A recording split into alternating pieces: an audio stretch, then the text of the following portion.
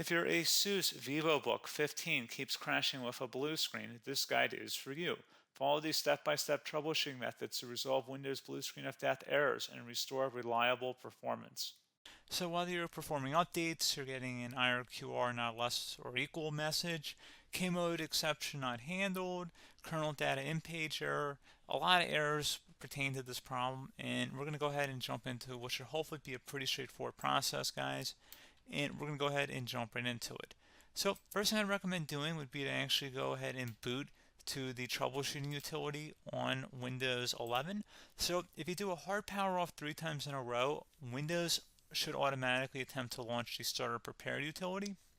And if it doesn't find anything, it will give you the option to select advanced settings, in which case it would take you to a screen that looks like this. Now, if it does not take you to a screen that looks like this, or you're unable to get to that, you can also download the Windows 10 Media Creation Utility, or Windows 11. They probably will make a creation utility for Windows 11 at some point. And it doesn't really matter. You can actually run the Windows 10 utility on Windows 11 as far as I'm aware. And you should be able to run the troubleshooting utilities built in within it. So you just would go ahead and download it to an ISO file and then burn it to a DVD or USB. It'd have to be about 4 gigabytes or more. It couldn't be a small USB flash drive, and it couldn't be a CD. It'd have to be a DVD. And then you'd boot your computer from it. So depending on the computer manufacturer, you'd have to tap a different key on your keyboard in order to launch that menu, in order to select what boot drive you want to go off of. So it could be anything between the escape key, F2, F8, F12, for example, and those are the function keys on the top of your keyboard.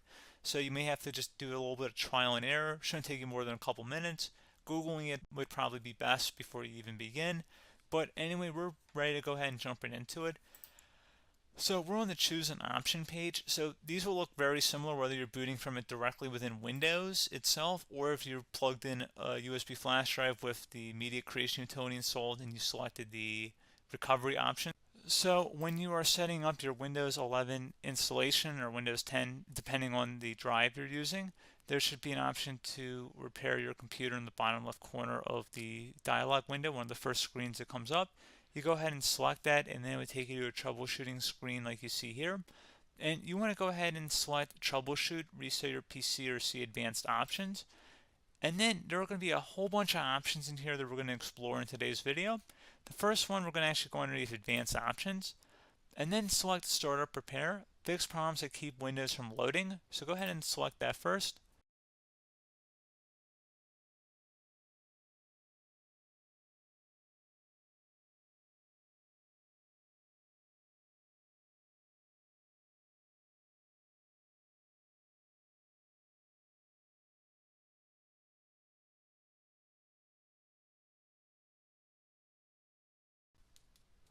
Okay, so you can see it could not repair our PC. That was our first option we could try. Something else, if we go back into advanced options here and then select troubleshoot, we're going to go underneath advanced options again. You can go ahead and actually access safe mode by selecting startup settings.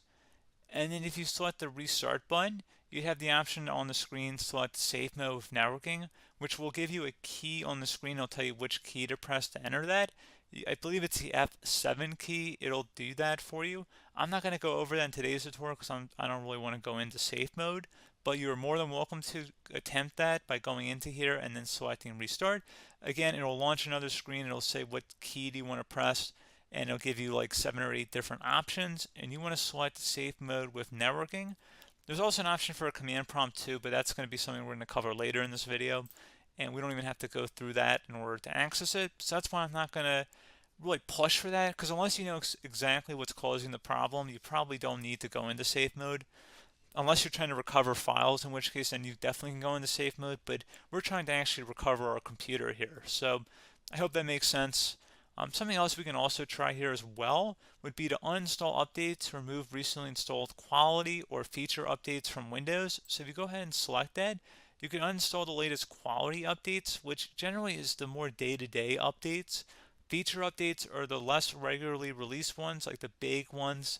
I would equate it to service packs in like Windows 7 and Windows Vista and Windows XP. So larger updates that occur once or twice a year at most.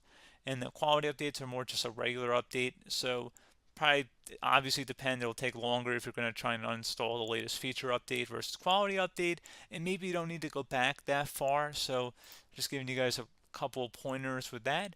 Something else you can also look at here, and we're going to jump into the command prompt in a little bit, but you can select System Restore, which will use a restore point recorded on your PC to restore Windows.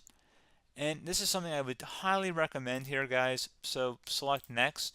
Assuming you have a restore point saved on your computer, you go ahead and select the most recently created one, and you'll select Next, and then you'll select the drive. You shouldn't actually have to select the drive. You can scan for affected programs, but we're going to keep it all default here, and then we're going to select Finish. So once started, System Restore cannot be interrupted. Do you want to continue? I think we're going to select yes. I don't think we have anything better to do on our computer right now, so just give it a moment here to initialize. It will take a couple minutes to run, obviously depending on how large your hard drive is and how much is saved on the System Restore point. So just give it a couple minutes here.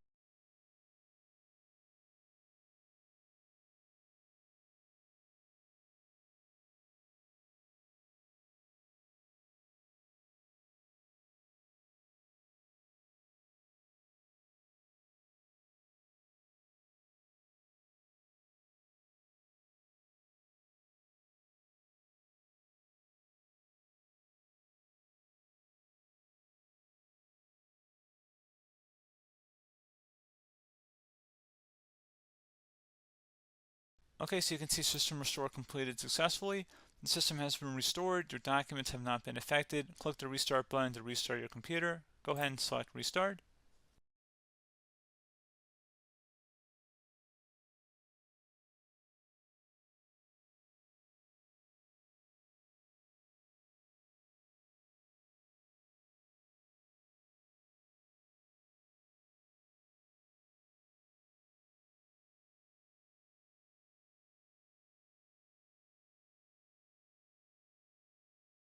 Okay, so you can see the system has been restored successfully.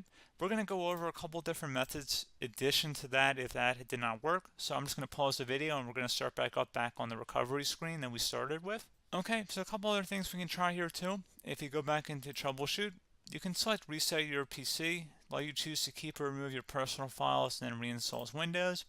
You can select to keep my files, which will remove apps and settings but keeps your personal files. You can also select remove everything, which will remove all of your personal files, apps, and settings. So this is more of a factory reset, the second option here. First option, it should not delete all of your personal files. However, it will pretty much clear most of your programs. And keep in mind, there's no guarantee that your information, number one, is even still available and easily recoverable on your computer to the point that you actually would be able to recover anything. And the second point is that there's always a chance that it won't actually recover and it will just do a factory reset anyway. So there's no guarantee that actually would keep your files anyway. So I would recommend trying to get a recovery tool and backing that up first before selecting it anyway. But again, those are a couple different options. And then something else you can try here if you go back to the choose an option. Another option, if you go underneath choose an option and select troubleshoot, advanced options, and now select where it says command prompt. Okay, so the first thing we should do is type our main hard drive here. In most cases, it should be the C drive. So you just do a C colon and then hit enter on your keyboard. So once you're underneath the C drive, we're going to type in dir and then hit enter on your keyboard. It should have program files, users, and Windows all in there. That's how you know you're in the right directory.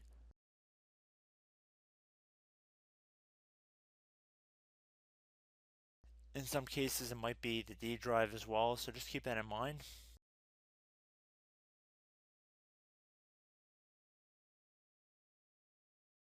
Next thing we're going to do is type in cd space / Windows / system 32 / config, and then you're going to hit enter on your keyboard.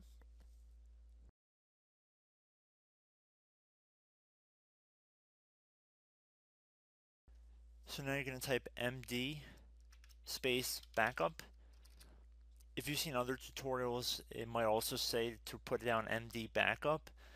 That's because the backup name is pretty common when you want to back something up.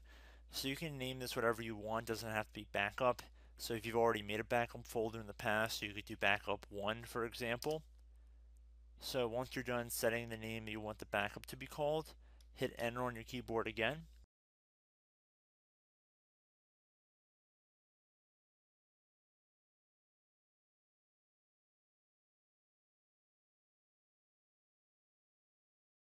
At this point, you want to type copy, C-O-P-Y, space. Then you want to do the star symbol above the 8 key. Then do a period or a dot, whatever you want to call it. Then another star sign, and then another space, and then type backup. And then hit enter on your keyboard.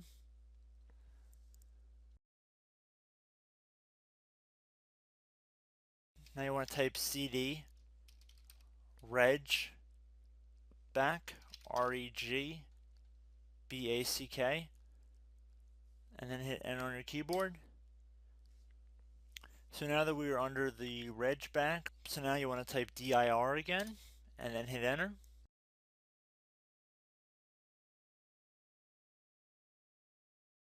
So now at this point we're going to type copy again. So copy, space, star sign,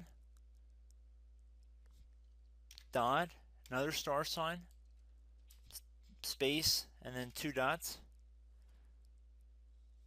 So we're going to type copy, space, star sign, dot, sign, star sign, dot, dot, and then hit enter on your keyboard again. So for overwrite, you want to overwrite all. So type A on your keyboard, so capital A, and then hit enter on your keyboard.